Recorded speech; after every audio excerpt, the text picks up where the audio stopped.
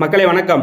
இந்த பழனி தண்டபாணியர் முருகல் கோயில் இருக்குல்ல, அந்த கோவில் இடத்த வந்து தனிநபருக்கு வந்து பத்திரப்பதிவு செஞ்சு விற்றுருக்காங்க. எப்போனா 6/7 நினைக்கிறேன், 6/7/2026 பத்திரப்பதிவு செஞ்சு விற்றுருக்காங்க. அந்த இடத்த தனிநபர் சேர்ந்து இடத்த விற்றுருக்கு, முறைகேட நிலத்தை விற்றுட்டாங்க.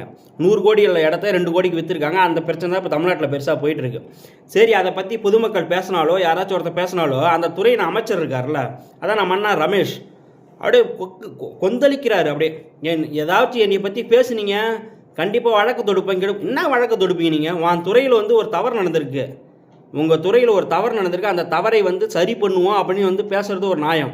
அதை விட்டுட்டு அதிகாரிகள் மீது தண்டனை கொடுத்தாச்சு, அதிகாரிகளை பதவி நீக்கம் பண்ணியாச்சு அப்படின்னு பேசுகிறீங்க. சரி, ஓகே, உங்கள் பாயிண்ட்டுக்கே நான் வரேன்.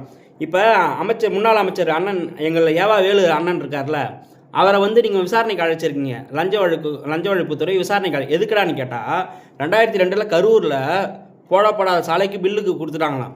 அப்பொழுதே அந்த அதிகாரிகளை துறை ரீதியாக நடவடிக்கை எடுக்கப்பட்டுள்ளது. 9 பேர் சஸ்பெண்ட் செய்யப்பட்டாங்க. இதுக்கு அமைச்சர் ஏவா வேலுக்கு என்ன சம்பந்தம்? பேசுகிறீங்கல்ல, அப்பொழுது ஒரு முறைகேடு நடந்தது. அந்த முறைகேட்டுக்கு காரணமான அதிகாரிகளை பணியிட நீக்கம் செய்து விட்டார்கள். அதற்கும் எங்கள் அமைச்சர் ஏவா வேலு அவர்களும் என்ன தொடர்பு? அது தொடர்பு பற்றி பேசுனீங்க. அப்போ தொடர்பு பற்றி பேசலாம், அப்படி இனிக்குது. இப்போ அப்படியே நீங்கள் தானே பேசுறீங்க.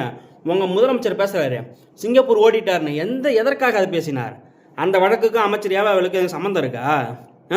அதுக்கு மட்டும் சம்மந்தம் இருக்குது. உங்கள் வாய் இனிக்குதுன்னா அந்த துறையில் முறைகேடு நடந்தால் அந்த அமைச்சர் பொறுப்பு என்றால், இந்த துறையில் தவறு நடந்தால் எந்த அமைச்சர் பொறுப்பு? சொல்லுங்கள். நீங்கள் எதிர்கட்சியாக இருக்கும்போது வாய்க்கிலேயே இப்படி பேசுகிறீங்க.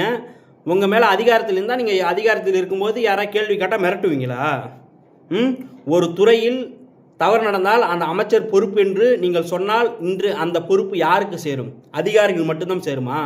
திமுக ஆட்சியில் நடந்த தவறுக்கு அமைச்சர் பொறுப்பான், தாவேக ஆட்சியில் ஏதாவது தவறு நடந்தால் அதிகாரிகள் பொறுப்பான்.